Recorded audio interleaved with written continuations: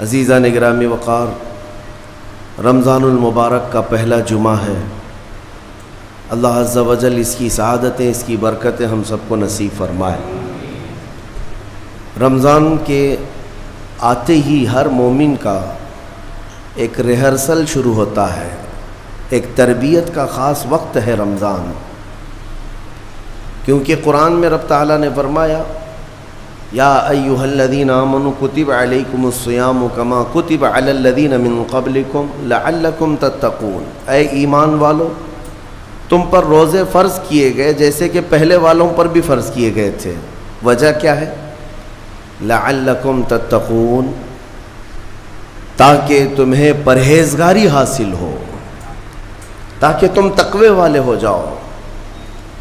تقوی اور پرہیزگاری یہ اتنی ضروری ہے تمہارے لیے کہ جس کے لیے 1 مہینہ پوری تمہاری تربیت کرائی جا رہی ہے۔ یہ تقوی کیا چیز ہے؟ میں آپ سے اگر کہوں کہ یہ بنیاد ہے تمام اعمال کی، تقوی جو بھی عمل کریں آپ، تقوی جو ہے یہ بنیاد ہے۔ تقوی کا مطلب ہے اللہ کا خوف، اللہ کا خوف، یا جو بھی عمل کرتا ہو وہ صرف اللہ کے لیے کرتا ہو، یہ تقوی ہے۔ اور یہ ہر عمل کے لیے ضروری ہے، ہر عمل کے لیے۔ نماز میں تقوی ضروری ہے، روزے میں تقوی ضروری ہے، حج میں تقوی ضروری ہے۔ آپ دیکھیں حج کا سفر جب کرنا ہو تو رب تعالیٰ نے فرمایا وَتَزَوَّدُوا، توشہ ساتھ میں لے لینا۔ سفر پر جا رہے ہو حج کے لیے، ساز و سامان توشہ ساتھ میں لے لینا، لیکن ساتھ میں ہی کون سا توشہ اچھا ہے؟ یعنی روٹی، سالن، چاول یہ توشہ، کپڑے لتے، حاجات یہ توشہ؟ خود رب تعالیٰ فرماتا ہے فَإِنَّ خَيْرَ الزَّادِ تَقْوَىٰ، سب سے بہترین توشہ تقوی ہے۔ یہ تقوی کی ہر جگہ پر اللہ تبارک و تعالیٰ نے تاکید فرمائی۔ اب میں آپ کو بتاتا ہوں یہ رمضان المبارک جو 1 مہینہ تمہیں تربیت کے راستے سے گزارا جاتا ہے، کس وجہ سے؟ تاکہ تمہارے دلوں میں تقوی آئے، تقوی۔ اور تقوی کی سب سے پہلی جو تربیت ہوتی ہے، صوفیاء اکرام کے پاس جب کبھی کوئی طالب جاتا تھا مرید ہونے کے لیے یا خلافت لینے کے لیے، پہلے کا دور ایسا تھا کہ اولیاء اکرام سب سے پہلے اسے اپنی خانقاہ میں رکھ کر کے بھوکا اور پیاسا رکھتے تھے، کہ بھوک کو برداشت کرنا اور پیاس کو برداشت کرنا اگر تیری عادت بن گئی تو تقوی یوں ہی آ جائے گا۔ سید آل رسول مارہروی رحمۃ اللہ تعالیٰ علیہ، مارہرہ کے بڑے پائے کے بزرگ ہیں، اعلیٰ حضرت کے پیر مرشد، ان کے پاس ایک صاحب آئے، ایک مولانا صاحب آئے خلافت لینے کے لیے۔ شام کے وقت وہ پہنچے، سیدھے آتے ہی کہا کہ حضور آپ اپنی خلافت وغیرہ مجھے دے دیجئے۔ تو اس وقت ایسے بالکل بٹ نہیں رہی ہوتی تھی۔ آپ نے کہا آپ آج تو آئے ہیں، مہمان ہیں ہمارے ہاں، رک جائیے خانقاہ میں، کل کو بات کریں گے، رات ہو چکی۔ اور حضرت نے اپنے خادم سے کہا مولانا کی اچھی خاطر تواضع کرو۔ رات کو ان کو ایک کمرے میں رکایا گیا اور ان کو خوب مچھلی کھلائی گئی۔ حضرت کا حکم تھا کہ انہیں مچھلی پیٹ بھر کر کے کھلائیں لیکن پانی مت دینا۔ اور ایک خاص قسم کی وہاں پر مچھلی ملتی ہے اتر پردیش میں، وہ مچھلی کھلائی گئی۔ جب پیٹ بھر کر کے مولانا صاحب نے مچھلی کھائی تو خادم صاحب نے باہر سے دروازہ بند کر لیا، کمرے میں انہیں اندر چھوڑ کر باہر چلے گئے۔ وہ اندر سے پکارتے رہے پانی تو دے دیجئے، کھانا کھا لیا پانی تو دے دیجئے، کوئی سننے والا ہی نہیں تھا۔ وہ پانی کرتے کرتے کرتے اندر سے چیختے رہے، چلاتے رہے، اور پھر جو ہے ان کی آنکھیں بڑی ہو گئی تھیں پیاس کی شدت کی وجہ سے۔ ظاہر سی بات ہے مچھلی کے بعد بہت تیز پیاس لگتی ہے، کیونکہ مچھلی باہر بھی پانی میں رہتی ہے، اندر بھی اسے پانی کی ضرورت ہوتی ہے۔ تو وہ چیختے رہے یہاں تک کہ اب برا بھلا کہنا بھی شروع کر دیا، میں نے ان کی بڑی تعریف سنی تھی لیکن مہمانوں کے ساتھ ایسی بدتمیزی، ایسا سلوک۔ رات بھر وہ تڑپتے رہ گئے، صبح کو جو ہے نڈھال پڑے تھے زمین پر، فجر سے پہلے دروازہ کھولا گیا، انہوں نے آؤ دیکھا نہ تاؤ، خادم کا جبہ پکڑ کر کھینچا اور لڑنے پر آ گئے ہیں، تماچے لگائے، کہا کہ یہ کوئی شرافت ہے، یہ کوئی تہذیب ہے، اس طرح سے کھانا کھلا کر مہمان کو بغیر پانی کے بند کر کے چلے جاتے ہو؟ تو حضرت اس وقت آ گئے، حضور آل رسول رحمۃ اللہ تعالیٰ علیہ قریب آئے، پوچھا کیا بات ہے؟ کہا آپ نے ایسا ایسا ہمارے ساتھ سلوک کیا، کہا اب آپ کو پانی دے دیا جائے گا لیکن اب خلافت نہیں دی جائے گی، اس لیے کہ پانی کی پیاس برداشت نہ کر سکے اسے تقویٰ نہیں، اور تقویٰ نہیں تو خلافت کس بات کی؟ تقویٰ کئی چیزوں سے رک جانے کا نام ہے۔ حضرت عمر فاروق رضی اللہ تعالیٰ عنہ سے پوچھا گیا تقویٰ کیا چیز ہے؟ تو آپ فرماتے ہیں کہ یوں سمجھو کہ ایک راستہ ہے جس میں دائیں جانب بھی کانٹے ہیں، بائیں جانب بھی کانٹے ہیں، سامنے تمہاری منزل ہے، دونوں راستوں سے کانٹوں سے اپنے جسم کو بلکہ اپنے کپڑوں کو بچا کر کے نکل جانا، یہی تقویٰ ہے۔ اور رسول پاک صلی اللہ تعالیٰ علیہ وسلم کی ایک حدیث پاک، الحلال بین والحرام بین، فرمایا حلال بھی واضح ہے، حرام بھی واضح ہے۔ کیا چیز حلال ہے یہ بھی پتہ ہے آپ کو، کیا چیز حرام ہے یہ بھی پتہ ہے۔ شراب حرام ہے، خنزیر حرام ہے، مردار حرام ہے، چوری حرام ہے، یہ سب تو پتہ ہے۔ حلال بھی پتہ ہے، اپنے ہاتھوں سے کمائی ہوئی چیزیں حلال ہیں، چاول، گیہوں، باجرہ، یہ سب چیزیں حلال ہیں نا آپ کے لیے۔ پھلوں میں بہت ساری حلال ہے، جانوروں میں جو حلال ہے وہ سب پتہ ہے۔ تو حلال کی لسٹ بھی معلوم ہے تمہیں، حرام کی لسٹ بھی معلوم ہے۔ حضور پاک صلی اللہ علیہ وسلم فرماتے ہیں ان دونوں کے بیچ میں کچھ چیزیں ہیں جن کے بارے میں پتہ نہیں چلتا حلال ہے کہ حرام ہے، ان چیزوں کو چھوڑ دینے کا نام تقویٰ ہے۔ بعض لوگ کیا سمجھتے ہیں حرام کو چھوڑ دینا تقویٰ ہے۔ ارے میاں، حرام کو چھوڑنا تو مسلمان کی شان ہے، ضروری ہے۔ تم شراب نہیں پیتے تو یہ تقویٰ نہیں ہے، یہ تو اسلام کا حکم ہے۔ تم جوا نہیں کھیلتے، چوری نہیں کرتے، یہ تو اسلام کا حکم ہے تمہارے اوپر۔ لیکن کچھ ایسے شک والی چیز سے بھی بچ جاتے ہو، اس کو کہتے ہیں تقویٰ، وہ تقویٰ ہے۔ تقوی کی بہت ساری مثالیں ہیں، لیکن میں آپ کے سامنے ابھی رمضان کے متعلق عرض کرنے جا رہا ہوں کہ جیسے گزشتہ میں نے ایک تفسیر میں بھی عرض کیا، بعض لوگوں کو ایسا لگتا ہے کہ رمضان میں لوڈ شیڈنگ ہوتی ہوگی، کچھ خزانہ خدا میں بچت کے لیے لوگوں کو بھوکا اور پیاسا رکھا جاتا ہے، کچھ رزق بچا لیا جائے۔ نادانو، اللہ رب العزت جو پوری کائنات کا رزاق حقیقی ہے، اسے کسی چیز کی کمی نہیں ہے۔ یہ روزے جو فرض کیے گئے خزانے میں بچت کے لیے نہیں، بلکہ ہمارے جسموں کی اور ہماری روحوں کی اصلاح کے لیے، ہماری روحوں کی اصلاح اور جسموں کی اصلاح کے لیے ہمیں تقویٰ ملے۔ میں آپ کو بتاتا ہوں، ایک سوال میں آپ سے پوچھتا ہوں، آج رمضان میں یہ بہت ضروری ہے، کیونکہ رمضان ہونے کے بعد بھی سب کو پتہ ہے کہ چاند دکھتے ہی اللہ شیطانوں کو قید کر لیتا ہے، یہ سب کو پتہ ہے۔ حدیث پاک میں بھی سرکش جنات اور شیطان دونوں قید ہو جاتے ہیں، ان کو قید کر دیا جاتا ہے، جب تک چاند نہیں دکھے گا یہ نہیں آئیں گے۔ لیکن جو 11 مہینے ہم بلیم ڈالتے تھے شیطان پر کہ ہم سے برائیاں ہو گئی، گناہ ہو گئی، کیوں؟ ارے شیطان ایسا کرا دیا، شیطان ویسا کرا دیا۔ اب رمضان میں کون کرا رہا ہے؟ شیطان تو ہے نہیں، پھر فجر میں سوتا کیوں ہے؟ بغیر نماز پڑھے ٹانگ پھیلائے ویسی نماز قضا کر رہے۔ کون سا شیطان تمہیں سلایا؟ ابھی تو شیطان ہے نہیں۔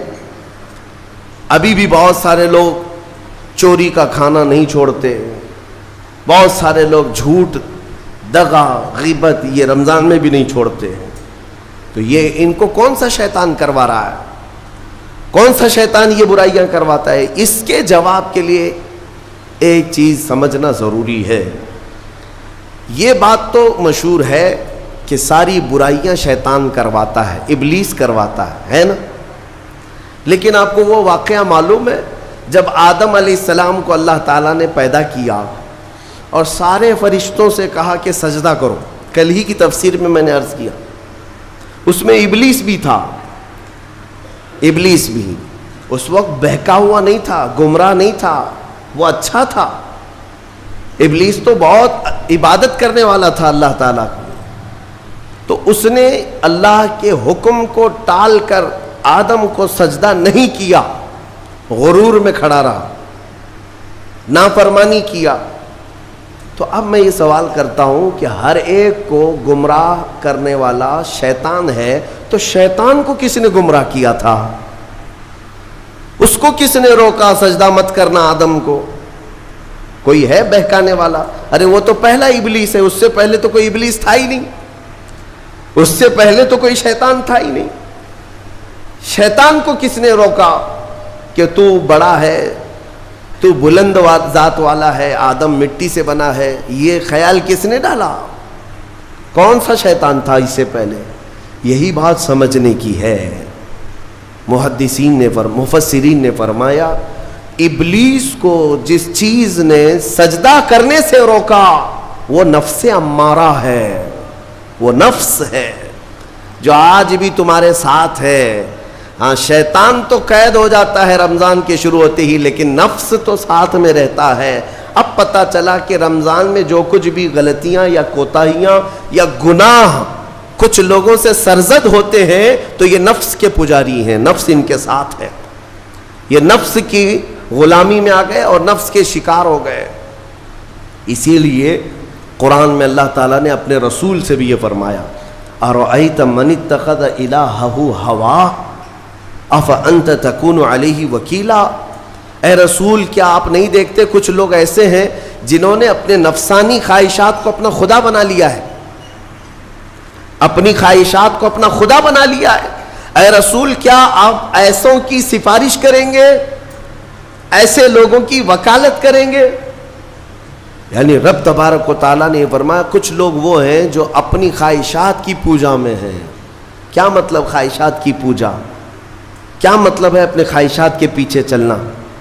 مطلب یہی ہے کہ جو دل میں آیا اس بندے نے یہ سوچ لیا اسے کرنا ہی ہے مجھے, یہ خواہشات کے پیچھے چل رہا ہے. ہاں تمہیں آرام کی فکر ہوئی, تم نے خدا کے فرمان کو ٹال دیا لیکن اپنی نفس کی سن لیا. اللہ تبارک و تعالیٰ کا حکم کچھ اور ہے لیکن تمہاری طبیعت کچھ اور چاہ رہی ہے. رب تبارک و تعالیٰ کا حکم تھا صبح صبح تمہیں اپنے گھر بلا رہا تھا, لیکن تم نے اس کی نہیں سنی, اپنے من کی سنی, اپنے نفس کی. تو یہی تو ہوا نفس کی پوجا, یہی ہے نفس کی عبادت, نفس کی پرستش, جس کو قرآن میں کہا گیا ہے کہ کچھ لوگ ایسے ہیں جنہوں نے اپنی خواہشات کو خدا بنا لیا ہے. یہ نفس امارہ جس کے بھی اوپر حاوی ہو جاتا ہے, اچھے اچھوں کو یہ ان کا تقوی بھسم کر دیتا ہے, ایمان سے بھی دور کر جاتا ہے. اس لیے میرے عزیزو میں جو عرض کرنے جا رہا ہوں وہ یہ ہے کہ ہمارے لیے زندگی میں سب سے بڑا چیلنج اپنے نفس امارہ سے لڑنا. آپ کو پتہ ہے رسول پاک صلی اللہ تعالیٰ علیہ وسلم ایک جہاد سے جب واپس مدینے تشریف لا رہے تھے, وہ جہاد بہت سخت تھا, صحابہ زخمی تھے, بہت گھماسان کی لڑائی ہوئی تھی, لیکن جب واپس مدینے آ رہے تھے تو میرے آقا نے ایک جملہ فرمایا تھا رجعنا من الجہاد الاصغر الى الجہاد الاکبر. اے میرے صحابہ ہم چھوٹے جہاد سے بڑے جہاد کی طرف جا رہے ہیں. صحابہ نے پوچھا اس سے بڑا جہاد اب کون سا ہے یا رسول اللہ؟ میرے آقا صلی اللہ علیہ وسلم فرماتے ہیں اے میرے صحابہ اپنے نفس سے لڑنا اب یہ بڑا جہاد ہے, نفس سے لڑنا بڑا جہاد ہے. میرے عزیزو یہ خواہشات کو ہی ختم کرنا ہو, اس نفس کو اگر کنٹرول میں لانا ہو تو کیا کرو گے؟ نفس امارہ سب کے پاس ہے. قرآن میں مولا فرماتا ہے وما ابرئ نفسی ان النفس لامارۃ بالسوء الا ما رحم ربی. کوئی اپنے نفس سے بچ نہیں پائے گا سوائے وہ شخص جس پر میرا رب رحم فرمائے. اللہ کا رحم جس پر ہو گیا وہ اپنے نفس سے بچ جائے گا. میں آپ کو ایک دعا بتاتا ہوں, حضور پاک صلی اللہ علیہ وسلم اگر دعا کرتے تھے تو اس سے آپ کو اندازہ ہو جائے گا کہ یہ کتنی امپورٹنٹ چیز میں آپ کے سامنے کہہ جا رہا ہوں. کون سی؟ حضور جب دعا کرتے تھے تو یوں کہتے تھے اللہ کی بارگاہ میں، اللہم لا تکلنی الی نفسی طرفۃ عین، اے اللہ تو مجھے میرے نفس کے حوالے ایک منٹ کے لیے بھی مت دینا، تو اپنی حفاظت میں رکھ۔ حضور جب یہ دعا کرتے تھے کہ مجھے میرے نفس کے حوالے ایک منٹ کے لیے، طرفۃ عین کہتے ہیں پلک جھپکنے کے برابر، اتنے ٹائم کے لیے بھی اے اللہ تو مجھے میرے نفس کے حوالے مت کرنا، تو اپنی حفاظت میں رکھ۔ سید الانبیاء جب یہ دعا کرتے ہیں تو اندازہ کرو اے مومنو، نفس کی تباہ کاریاں کیا کیا ہیں، یہ کتنوں کو ہلاک کر دیتا ہے، کتنوں کا عمل ضائع کرتا ہے، کتنوں کا ایمان ختم کرتا ہے۔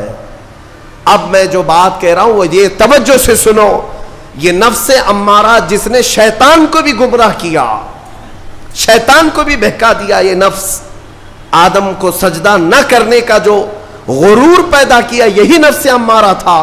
اس نفس امارہ کو اگر کوئی کنٹرول کرا سکتا ہے تو وہ ماہ رمضان المبارک، بس یہی ہے رمضان کی فضیلت۔ رمضان المبارک اس لیے تمہیں دیا گیا کہ بڑی بڑی طاقتیں تمہارے نفس کو قابو میں نہیں کر پائیں گی، لیکن رمضان کے روزے تمہیں کنٹرول میں لے آئیں گے، کنٹرول میں لائیں گے۔ اب سمجھ میں آیا کہ روزے کیوں رکھائے جا رہے ہیں؟ ارے گرمیوں کی شدت ہے، ادھر حلق سوکھا جا رہا ہے، پیٹ پیٹ سے لگ جاتا ہے۔ ان لوگوں کو پوچھو روزہ کیسا ہوتا ہے جو مزدوری کرتے ہیں، ان لوگوں سے پوچھو جو دن بھر کام کاج کرتے ہیں۔ میرے عزیزوں، روزے رکھنے کے بعد کیا رب تبارک و تعالیٰ کسی کو اس کی طاقت سے زیادہ تکلیف دینا چاہتا ہے؟ نہیں میرے عزیزوں، وہ رحمان ہے۔ اس نے جب تمہیں ماں کے پیٹ میں 9 مہینے رزق دیا تو کیا کائنات میں نہیں دے گا؟ تمہیں ماں کے پیٹ میں بھی رزق دیتا رہا۔ تم جب دنیا میں آئے، تمہارے ماں کے سینے میں خون سے دودھ کس نے بنایا؟ تمہارے رزق کا انتظام کرنے والا وہ خدا۔ اگر تمہیں حکم دیتا ہے کہ صبح سے لے کر شام تک بھوکے رہو تو یہ اس کا ظلم نہیں بلکہ یہ عین کرم ہے، اللہ تبارک و تعالیٰ کا رحم ہے تم پر کہ وہ مولا ہماری اصلاح چاہتا ہے کہ ہمارے اندر تقوی آ جائے، جسم میں بھی اور روح میں بھی۔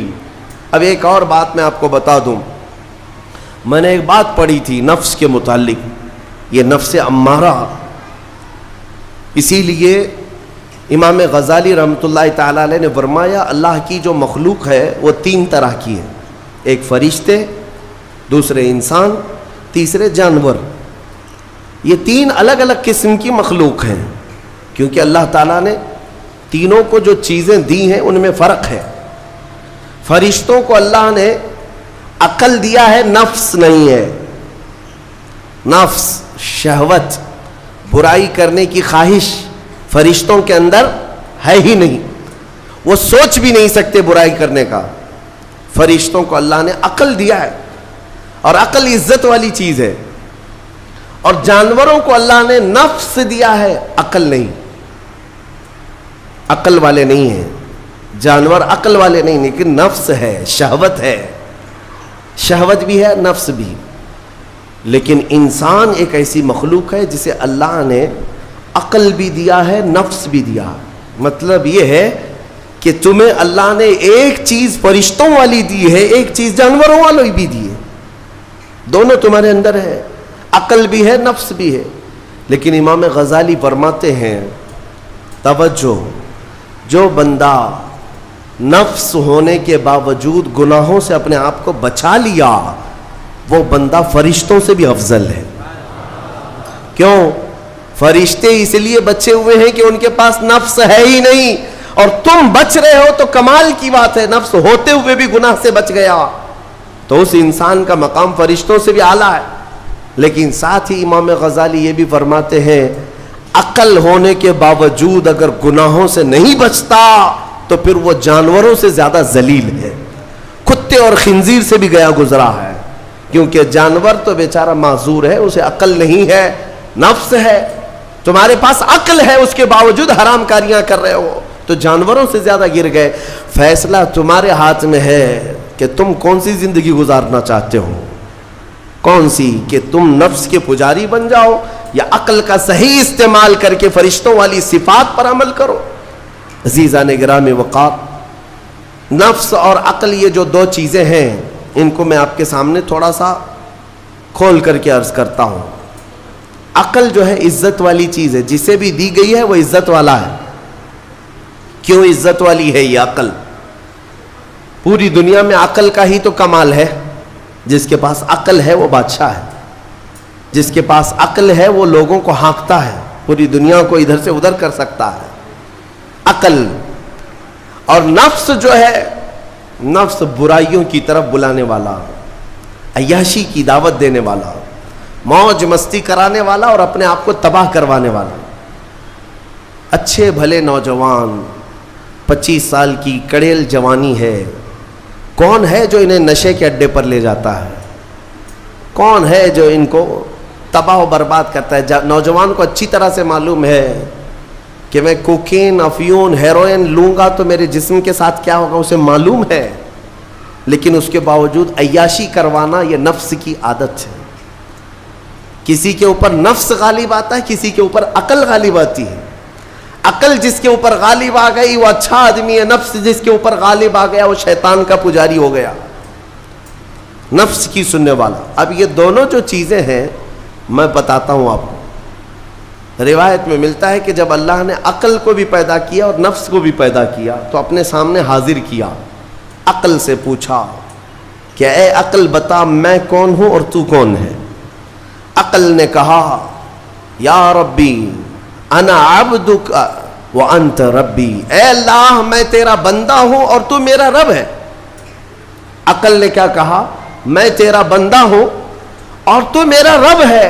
اللہ نے عزت سے نوازا، اقرار کیا نا بندہ ہونے کا. عقل نے اقرار کیا. پھر نفس کو بلایا، نفس سے پوچھا بتا میں کون ہوں اور تو کون ہے؟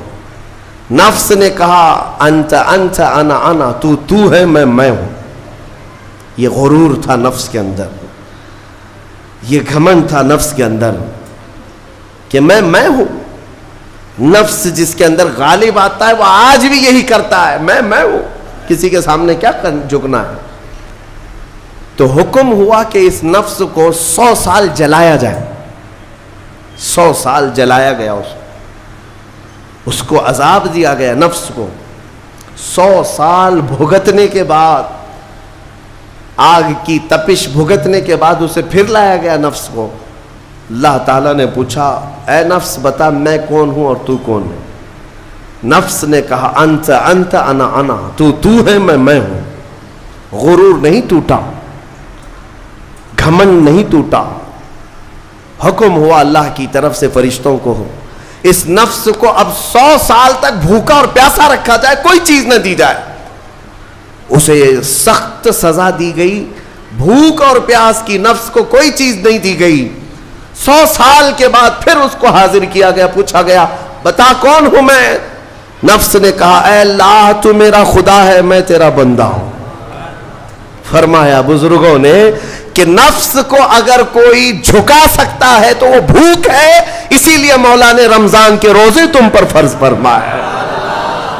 نفس کو جھکا سکتے ہو، نفس کو کنٹرول میں لا سکتے ہو تو بھوک کے ذریعے سے. ہاں یہ بھوک اور پیاس یوں ہی نہیں دی گئی ہے. دنیا اگر سمجھتی ہو کہ مسلمانوں کو یہ بھوکا اور پیاسا رکھوایا جا رہا ہے تو انہیں کیا خبر ہے کہ روح کسے کہتے ہیں، نفس کسے کہتے ہیں. جو آلریڈی غلاظت میں پڑے ہوئے انہیں کیا سمجھ ہے. لیکن الحمدللہ ہمارا تصور ہے آخرت کا، ہمارے ہاں تصور ہے جنت کا، ہمارے ہاں تصور ہے جہنم کا، اللہ کی بارگاہ میں حساب کا. اس لیے ضروری یہ بن پڑتا ہے کہ ہم اپنی دنیا میں ہی اصلاح کریں. میرے عزیزوں اس نفس کی جو تباہ کاریاں ہیں اس سے بچنا ہر نوجوان کے لیے آج ضروری ہے. تم روزوں کو ہلکے میں مت لو. اس سے پہلے بھی میں کہا کرتا تھا، آج پھر سے میں ریپیٹ آپ کے سامنے کہتا ہوں، مسلمان کے لیے روزے جو فرض کیے گئے آپشنلی نہیں ہے میرے عزیز. یہ آپشنلی نہیں ہے، اختیاری نہیں ہے. جسے چاہے وہ رکھے، جسے چاہے وہ چھوڑے. ہاں ہمارے یہاں معاشرہ ایسے ہی ہے نا. ہاں صبح اٹھ کر کے لوگ پوچھتے رہتے ہیں روزہ ہے، روزہ ہے. کیوں پوچھ رہے ہو روزہ ہے؟ مسلمان ہے تو روزہ فرض ہے، روزہ فرض ہے. اگر میں آپ کو پوچھوں اچھا لگے گا انسان ہو؟ اچھا لگے گا؟ سامنے دکھ تو رہا ہے انسان ہے، پھر کیا پوچھنا ہے؟ مسلمان کے لیے روزہ ایسا ضروری ہے جیسے اس کے لیے انسان ہونا ضروری ہے۔ وہ روزے چھوڑتا کیوں؟ ہاں چند ہی چیزیں ہیں جہاں تخفیف دی گئی ہے شریعت میں، وہ سفر ہے یا مرض ہے، ایسا مرض کہ جس سے وہ نہیں برداشت کر پاتا، اس میں اللہ تعالیٰ نے اسے چھوٹ دی ہے، رخصت دی ہے، یا حاملہ عورت ہے، یا دودھ پلانے والی عورت ہے، یا پھر اب بہت سارے لوگ ایسے ہیں جو ہٹے کٹے ہیں، تندرست ہیں، توانا ہیں، روزے چھوڑے ہوئے ہیں۔ میرے عزیز، سب ہونے کے بعد اگر روزہ چھوڑنے کی کسی کو رخصت ہے نا، تو وہ صرف ان عورتوں کو جن کی ماہواری آتی ہے مہینے میں یا بچے کے بعد، حیض و نفاس والی عورتوں کے لیے روزہ نہیں ہے۔ تو میں ان لوگوں سے پوچھتا ہوں، کیا تمہاری بھی ایسی کیفیت ہے جو تم روزہ چھوڑے گھوم رہے ہو؟ ناپاک ہو؟ ناپاکی آئی ہے؟ نہیں ہے تو پھر کیوں روزہ چھوڑتے ہو؟ ایک روزے کو چھوڑنے کی سزا حدیث میں بتائی گئی 900 سال دوزخ میں رکھا جائے گا۔ 900 سال۔ اب کیلکولیٹ کرو، اگر تمہاری زندگی کے روزے قضا ہیں تو کتنے 100 سال جائیں گے۔ اسی لیے میرے عزیزو، جب تک طاقت ہے روزے فی الحال کے رکھو ہی رکھو، اگر پیچھے کے چھوٹے ہیں تو اسے بھی پہلے کمپلیٹ کر لو، ورنہ قیامت کے دن کی سزائیں نہیں برداشت کر پاؤ گے، بھگت نہیں پاؤ گے۔ یہ ہم جو بار بار کہتے ہیں آپ کے روزہ رکھنے سے میرا کیا ہے، ہم تنبیہ صرف اس لیے کرتے ہیں کہ قیامت کے دن اللہ تعالیٰ کے عذاب میں گرفتار نہ ہو جاؤ، عذاب میں گرفتار نہ ہو جاؤ۔ اور ہمارے بزرگوں نے ہمیں تعلیم دی ہے کہ اللہ تعالیٰ جب 11 مہینے کھلاتا پلاتا ہے، اور وہی مولا 1 مہینہ اگر حکم دے تو یہ کس قدر بندے کی ناانصافی ہے کہ اپنے مولا کے حکم کو پیٹ پیچھے ڈالتا ہے اور پھر کھاتا پیتا رہتا ہے۔ کیا اسے اپنے رحمان کی رضا کی اتنی بھی فکر نہیں ہے کہ یہ میرے مولا کی رضا ہے روزہ؟ اسی لیے تو اس مولا نے فرمایا روزہ میرے لیے ہے اور اس کی جزا کچھ نہیں، میں خود بندے کا ہو جاؤں گا۔ الصوم لی وانا اجزا بہ، اور ایک حدیث میں عجزی بھی پڑھا گیا، یعنی روزہ میرے لیے ہے اور میں ہی اس کی جزا ہوں، میں ہی اس کی جزا ہوں۔ مطلب یہ ہے کہ دوسرے اعمال کی جزا میں جنت ہے، محلات ہے، الگ الگ ثواب ہے، لیکن روزے کے متعلق مولا نے فرمایا میں خود ہی اس کی جزا ہوں۔ تجھ سے تجھی کو مانگ کر مانگ لی ساری کائنات، جس کا خدا ہو گیا اس کی ساری کائنات۔ میرے عزیزوں، اللہ تبارک و تعالیٰ اگر کسی بندے کا ہے تو پھر اس کے کیا کہنے۔ اچھا، ایک اور اس میں حکمت یہ ہے، روزہ جو رکھا جاتا ہے یہ بندے اور اللہ کے بیچ کا راز ہے، دوسرے کسی کو پتہ نہیں۔ میرا روزہ آپ کو نہیں معلوم، آپ کا روزہ مجھے نہیں معلوم۔ چہرہ دیکھ کر کے کچھ بھی کہا جا سکتا ہے، ہاں چہرہ دیکھ کر کسی کا روزہ پتہ چلے گا۔ آپ کل سحری کر کے نیت کر کے روزے سے آئے ہیں، کسی کی پیشانی پہ تو لکھا نہیں ہے کہ یہ روزے دار ہے، آپ نے کہا ہم نے مان لیا، لیکن حقیقت کیا ہے یہ تم جانو گے، اللہ ہی جانے۔ بہت سارے تمہارے پاس موقع ایسے آتے ہیں جب ایک ایک گھونٹ نگل سکتے ہو، وضو کے بیچ میں، غسل کے بیچ میں، جب کوئی نہ دیکھ رہا ہو تب چٹکیاں لے کر اندر ڈال سکتے ہو، کوئی نہ دیکھ رہا ہو۔ لیکن بندے اور مولا کے درمیان کا ایک راز ہے روزہ۔ اسی وجہ سے ایک حدیث میں ملتا ہے قیامت کے دن جب ایمان والوں کو جمع کیا جائے گا اور جن کی بخشش ہو جائے گی تو ان میں ایک جماعت ایسی ہوگی جو جنت کی طرف اڑتے ہوئے جا رہے ہوں گے اور جنت میں پہنچ جائیں گے، کسی کو نظر نہیں آئیں گے، بہت تیزی سے وہ جنت پہنچ چکے ہوں گے۔ باب الریان ایک دروازہ ہے جو صرف روزے داروں کے لیے، جن کے روزے اللہ کی بارگاہ میں پسند آ گئے، وہ دروازہ صرف ان کے لیے، وہاں پہنچ چکے ہوں گے۔ بہت سارے اہل اللہ، بڑے بڑے مقامات والے وہاں موجود ہوں گے، پوچھیں گے تم کہاں سے آئے، کون سے راستے سے آئے؟ نہ وہاں نظر آئے نہ راستے میں نظر آئے، یہاں کیسے پہنچے؟ تو وہ کہیں گے کہ اللہ تبارک و تعالیٰ نے ہمیں روزوں کی وجہ سے یہ مقام دیا۔ رب تعالیٰ کی طرف سے ارشاد ہوتا ہے کہ ان بندوں نے دنیا میں جو روزہ رکھا تھا وہ سب سے چھپا ہوا تھا، کسی کو پتہ نہیں تھا روزہ ہے یا نہیں، اس لیے جب میں نے ان کے روزے قبول کیے تو سب سے چھپا کر انہیں جنت کی طرف بھیج دیا۔ وہاں پر بھی یہ جزا دی گئی۔ میرے عزیزوں، فضیلتیں بہت ساری ہیں، سب کو پتہ ہے، لیکن میں جو کہہ رہا ہوں وہ یہ ہے کہ اگر اپنے نفس کو کنٹرول میں لانا ہو تو یہ روزے شرط ہیں۔ ایک صحابی حضور کی بارگاہ میں آئے، جوان تھے، کہا کہ یا رسول اللہ صلی اللہ علیہ وسلم، جوان ہو چکا ہوں، شادی کی عمر ہے، لیکن شادی کرنے کی طاقت نہیں، مال نہیں، اسباب نہیں، کیا کروں؟ شادی نہ کرے تو گناہوں کی طرف چلے جائیں، خواہشات ہیں انسان کی۔ تو جانتے ہیں میرے آقا صلی اللہ تعالیٰ علیہ وسلم نے کیا فرمایا کہ اگر استطاعت ہے تو شادی کر لے ورنہ روزہ رکھ لے۔ شادی کے بدل ڈائریکٹ کون سی چیز؟ روزہ۔ فرمایا اس لیے کہ روزہ تمہاری شہوت کو ختم کرتا ہے، تمہارے اندر صبر قائم کرتا ہے۔ عزیزان گرامی، حدیث پاک کا یہ مفہوم میں آپ کے سامنے رکھ رہا ہوں۔ تربیت میں میرے آقا نے ان نوجوانوں سے کہا جن کی شہوت غالب ہے، جو گناہوں کی طرف زیادہ جا سکتے ہیں، ان کے لیے فرمایا گیا وہ روزہ رکھیں، کنٹرول میں رہیں گے۔ صرف رمضان کا ہی نہیں، سال میں اور بھی دنوں میں روزہ رکھو تاکہ تمہارا نفس قابو میں رہے، کنٹرول میں رہے۔ میں چند مہینے پہلے کچھ نوجوانوں کی کثرت کو دیکھ رہا تھا جو اپنے جسم کو شیڈول بنانے کے لیے، مینٹین کرنے کے لیے ڈائٹ پلان تیار کر رہے تھے۔ تو اس میں ایک بہت ہی بڑے ڈاکٹر ہیں جنہوں نے ڈائٹ پلان دیا، تو اس میں انہوں نے مینشن کیا کہ ہفتے میں ایک دن بھوکا رہنا چاہیے، صبح سے شام تک۔ وہ نان مسلم ہے۔ میں نے پوچھا تھا کہ یہ آپ کے ڈائٹ پلان میں کس لیے ہے؟ تو انہوں نے اس کی سائنٹیفک وجہ بتائی کہ ہفتے بھر میں ہم جو کچھ بھی کھاتے ہیں، کچھ ایسی چیزیں جمع ہو جاتی ہیں جن کو پگھلنے کا موقع ہی نہیں ملتا، ہم بار بار کھاتے رہتے ہیں، اس پر چیزیں جمع ہوتی رہتی ہیں۔ ایک دن ہفتے میں اگر اپنے پیٹ کو خالی چھوڑ دیا جائے تو فاسد مادے گل کر کے باہر نکل جائیں گے اور صحت ہمیشہ صحیح رہے گی۔ یہ دنیا کہہ رہی ہے۔ میرا مولا بغیر حکمت کے کوئی چیز تم پر فرض نہیں فرماتا۔ جس نے ہمارے جسموں کو بنایا، جس نے ہماری روح کو بنایا، وہی زیادہ بہتر جانتا ہے کہ ہمارے حق میں کیا چیز اچھی ہے۔ اس لیے اے میرے عزیزوں، اب ان نفس کے خلاف جو باتیں میں نے عرض کی ہیں، نوجوانوں، آج تمہارے لیے نہیں، پوری زندگی کا سب سے بڑا چیلنج ہے، سب سے بڑا چیلنج۔ جو اپنے نفس امارہ سے بچ گیا وہ صحیح سلامت دنیا سے چلا گیا، ورنہ موت کے وقت بستر پر روح نکلنے سے پہلے بھی نفس امارہ بہکاتا ہے۔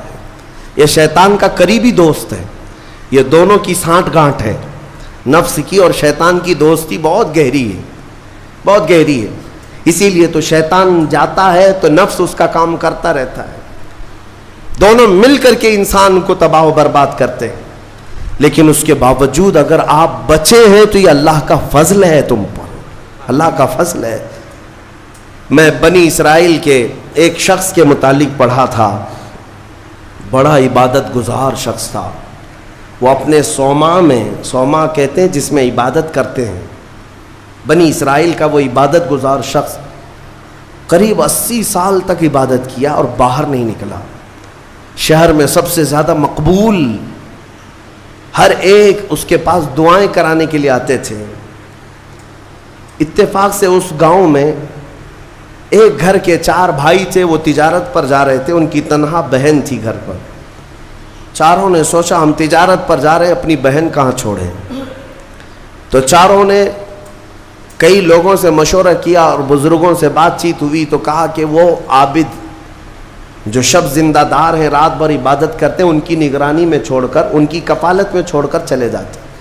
وہ چاروں آئے اور اپنی تجارت کا سفر بتایا اور کہا کہ ہماری بہن گھر پہ رہے گی، بس آپ دیکھ بھال کریں، اور وہ تجارت پر چلے گئے۔ یہ بہت ہی عبادت گزار شخص ہے بنی اسرائیل کا، بہت عبادت گزار۔ چند دن گزرے تھے کہ نفس نے یہ باتیں باہر لانی شروع کی کہ پتہ نہیں وہ خاتون اندر اکیلی کیا کرتی ہوگی، بھائی بھی نہیں، ماں باپ بھی نہیں۔ پھر شیطان آیا، کہا ارے کچھ تو خیال کرو، تمہارے پاس امانت دے کر گئے ہیں اس کے بھائی، تم اس سے خیر خیریت بھی نہیں پوچھتے۔ آپ نہ جانا اس کے پاس، محض آپ اپنی چوکھٹ سے تو اسے آواز دے کر کے پوچھ لیں کیا چل رہا ہے اس کے گھر میں۔ تو اس عابد نے اپنے سوما کی چوکھٹ پر آ کر اس خاتون کو آواز دی۔ وہ خاتون اپنے گھر کے باہر آئی، چوکھٹ پر وہ کھڑی رہی، پوچھا کیسی چل رہی ہے، خیریت ہے، طبیعت اچھی ہے، بات چیت ہوئی، اس کے بعد چلے گئے۔ یہ پہلی بات چیت تھی جس کے بعد اس عابد کے دل میں بات کرنے کا جذبہ اور بڑھ گیا، خواہش اور بڑھ گئی۔ عورت سے بات کرنے کو آج نوجوان یہ سمجھتے ہیں یہ تو فرینڈلی ہے، ہم تو ایسی دوستی میں کر رہے ہیں، تمہیں پتہ ہے یہ بہانے ہیں دوستی اور فرینڈ شپ کے، یہ سب نفس امارہ کی تباہیاں ہیں جو تمہارے دل میں بار بار شہوت پیدا کرتا ہے۔ اب اس 80 سالہ عبادت گزار شخص کا حال یہ تھا، دوسرے دن صبح پھر سے باہر چوکھٹ پہ آیا، اس خاتون کو بلایا بات چیت کے لیے، وہ پھر بات چیت کرنے لگی، ادھر سے بھی بات ادھر سے بھی بات۔ چند دن گزرے کہ اب گھنٹوں بات ہونے لگی، خیر خیریت چھوڑو، گھنٹوں بات ہونے لگی، عبادت میں بھی فرق پڑ گیا۔ ایک خاتون کی طرف، ایک عورت کی طرف دل کا میلان بڑھتا چلا گیا۔ یہ نفس ہے، نفس ہے، جہاں پیٹرول ہو اور پھر آگ ہو، ایسا نہیں ہو سکتا کہ دونوں میں ایک بھی ادھر سے ادھر ہو جائے تو آگ نہیں لگے گی، بھڑکے گی نہیں۔ میرے عزیزو، اس کے بعد کئی دن ایسے ہونے کے بعد شیطان ایک بزرگ کی شکل میں آ کر اس عابد سے کہا کیا کھڑے کھڑے بات کرتے ہو، اس کے گھر جاؤ، بیٹھو، تسلی دو اس کو۔ یہ عابد اپنے سوما سے 80 سال بعد باہر نکلا تھا اور اس خاتون کے گھر گئے، اور کھانا پینا ساتھ ہوتے ہوتے یہ نوبت یہاں آئی کہ زنا کر لیا۔ 80 سالہ عبادت گزار شخص زنا جیسی نحوست میں مبتلا ہو گیا، منہ کالا کر لیا۔ اب اس کے بعد اپنے سوما واپس آیا، اس کو تو ایسا لگا کہ میں تو مزے میں ہوں، بھائی بھی نہیں ہے اس کے، کوئی نہیں ہے، لیکن اس عورت کا حمل ٹھہرا، وہ حاملہ ہو گئی۔ اب اس کو ڈر لگا کہ اس کا حمل ہو گیا، کیا کیا جائے؟ نفس بھڑکاتا رہا، شیطان بھی ساتھ دیتا رہا۔ شیطان آیا اور اس نے کہا کہ ایک کام کرو، اس کا گلا گھونٹ کر مار ڈالو ورنہ تمہاری بدنامی ہوگی۔ یہ عابد اس کے گھر گیا، رات کو اس کے ساتھ تنہائی پا کر کے اس کا گلا گھونٹ دیا اور عورت کو ختم کر دیا۔ قتل دوسرا گناہ، اور اس کے بعد اسی گھر میں گڑھا کھود کر کے دفن کیا۔ چوری کو چھپانا پھر سے گناہ، زمین کو صاف کر دیا۔ واپس اپنی عبادت گاہ میں آیا، جب وہ بھائی اس کی تجارت سے واپس آئے، پوچھا ہماری بہن کہاں ہے؟ تو یہ رونے دھونے لگا، کہا تمہاری بہن بڑی بیمار ہو گئی تھی، علاج کرایا، نہیں بچ سکی، انتقال ہو گیا، قبرستان میں نے دفن کروا دیا، اور جھوٹ موٹ ایک قبر کے پاس لے گیا اور کہا یہ تمہاری بہن کی قبر ہے۔ بھائی روتے رہے، اپنی تنہا اکلوتی بہن کو یاد کر کے واپس آئے۔ بات یوں ہی گزر گئی، لیکن نفس کی تباہ کاریاں چھپتی نہیں ہیں، یہ کالے کرتوت کبھی پوشیدہ نہیں رہتے۔ پھر ابلیس ان 4 بھائیوں کے پاس گیا اور کہا تمہیں پتہ ہے تمہاری بہن کہاں ہے؟ کہا وہ تو انتقال ہو گئی، اللہ کو پیاری ہو گئی۔ کون کہا؟ کہا اس عابد نے کہا۔ کہا وہ جھوٹ بولتا ہے، اس نے تمہاری بہن کے ساتھ منہ کالا کیا، زنا کیا اور گلا گھونٹ کر مارا اور اسی گھر کے اندر دفن کیا ہے، کھود کر دیکھ لو۔ ابلیس نے ان بھائیوں کو سب بتایا، اور جب ان بھائیوں نے زمین کھودی تو لاش سڑی گلی موجود تھی۔ اللہ اکبر! اب زمین کے پیروں کے نیچے زمین کھسک گئی۔ کیا اللہ والا ایسا بھی کر سکتا ہے؟ اتنا عبادت گزار۔ پھر لوگوں کو جمع کیا گیا، سبوں نے دیکھا تو اس کے بعد غصے میں سارے لوگ بپھر گئے اور سب کے سب ٹوٹ پڑے اس سوما پر، اور اسے کھینچ کر کے باہر لایا گیا اور اس سے پوچھا گیا۔ اخیر میں مار توڑ کے بعد اس نے اقرار کر لیا کہ ہاں میں نفس کے دھوکے میں آ گیا تھا، مجھ سے یہ گناہ ہو گیا ہے، غلطی ہو گئی ہے۔ ساری قوم نے مل کر اس کا چہرہ کالا کیا اور اس کو پھانسی پر چڑھایا۔ جب پھانسی پر لٹکانا تھا दुनिया तमाशा देख रही थी, बच्चे तालियां बजा रहे थे, लोग पत्थर फेंक रहे थे, लेकिन उस वक्त भी सामने शैतान आया और उसका नफ्स भी था, यही नफ्स अम्मारा है। दोनों ने मिल करके कहा कि ए आबिद, अब भी तेरी हिफाजत हो सकती है, बच जाएगा तो, इस पूरी बला से तुझे हम निकाल लेंगे। उसने पूछा कैसे? कहा देख, तू जितनी इबादत खुदा की किया 80 साल, उस खुदा ने तुझे कुछ नहीं रखा, इस हालत तक ले आया, काश तू हमारी इबादत कर लेता, हमें खुदा मान लेता तो चुटकी में तुझे निकाल लेते। नफ्स की सुन लिया उस आबिद ने, कहा सही बात है, इतने सालों तक खुदा की इबादत करता रहा, फिर भी फंसा हूं, कुछ भी अच्छा नहीं हो रहा है मेरे साथ, एक गलती हुई उसकी सजा ही हो रही है, नफ्स सही कह रहा है। उसने अपने नफ्स की मानी और शैतान से कहा तू ही मेरा खुदा है, तुझसे मैं सजदा करूं, मुझे इस बला से निकाल ले। जैसे ही उसने ये कहा, शैतान तालियां मारता हुआ चला कि मेरा काम मुकम्मल हो गया, उधर लोगों ने उसे फांसी पर चढ़ा दिया। इब्तिदा आंखों से शुरू हुई, बातों से शुरू हुई और कुफ्र पर खात्मा हुआ। मौत किस बात पर हुई? कुफ्र पर मौत हुई। लोग हल्के में लेते हैं कि ये यूं ही मजे की जिंदगियां हैं। मेरे अजीजों, नफ्स से अलर्ट रहो। इस नफ्स ने अच्छे अच्छों का तकवा भस्म कर दिया, कई लोगों की इबादतें जाया कर दी, औरत के फितने से, माल के फितने से, हिर्स लालच के जरिए से इसने ईमान को तबाह किया है। और फिर मैं आखिर में यही कहता हूं, इस नफ्स को अगर कोई कंट्रोल कर सकता है तो अल्लाह का ये प्यारा मेहमान रमजानुल मुबारक है। ये रमजान है, ये रमजान है जो तुम्हें नफ्स की गुलामी से आजाद कराएगा। इससे खूब मोहब्बत करो, खूब मोहब्बत करो। क़यामत के दिन एक शक्ल में आएगा, एक शक्ल में आएगा, खूबसूरत शक्ल में आएगा, खूबसूरत शक्ल में आएगा। और हदीस पाक में मिलता है कुछ बंदे वो होंगे जिनकी सिफारिश के लिए रमजान आएगा, रमजान आएगा, और अल्लाह ताला रमजान की और कुरान की सिफारिश को कभी रद्द नहीं फरमाएगा। जिसकी सिफारिश में रमजान आ गया उसके लिए जन्नत में जाना वाजिब हो जाएगा। और कुछ लोग वो होंगे जिनके खिलाफ रमजान खड़ा हो जाएगा। रब ताला से कहेगा मौला मैं हर साल इसके घर जाता था, ये मुझे कभी कदर की निगाह से नहीं देखता, मेरी इज्जत नहीं करता, मेरा एहतराम नहीं करता। रमजान कुछ लोगों की शिकायत करेगा। वो बंदा कहता है मौला मैं इसको पहचानता ही नहीं, ये कौन नया आदमी है? मौला फरमाएगा ये मेरा मेहमान रमजान है जो हर साल तेरे घर आता था, तू बेकदरी करता था, बे एहतरामी करता था, और आज रमजान तेरे खिलाफ खड़ा हो गया, इसलिए तुझे जहन्नम में जाने का परवाना दिया जाता है। मेरे अजीजों, रमजान को अपने खिलाफ सिफारिशी न बनाओ, रमजान को अपना हिमायती बनाओ, इससे मोहब्बत करो, इस रमजान का कदर करो, एहतराम करो। अपने घरों में जिस तरह किसी बाहर के आए हुए मेहमान की इज्जत होती है, रमजान की इज्जत होनी चाहिए। घरों में खुराफात ना हो, बेहयाइयां ना हो। बच्चों को बार बार इस बात पर टोको कि बेटा बुरी बात न करें, रमजान है, अल्लाह का महीना है। हमारे बुजुर्ग हमेशा यही कहा करते थे, किसी को मारने नहीं देते थे कि रोजा है, रमजान है, हाथ नहीं उठाना। गाली देते तो कहते कि बेटा रमजान चल रहा है, गाली मत दे। ये है रमजान के एहतराम के तरीके। आज ये हमारे मुआशरे से जा रहे हैं, इसीलिए मैं कहता हूं हर बात पर ताकीद करो अपने बच्चों को कि रमजान है, रमजान है। और इंशाअल्लाह अज़ीज़ ये रमजान हमारी सिफारिश करेगा और मौला इसकी सिफारिश पर हमें जन्नत अता फरमाएगा।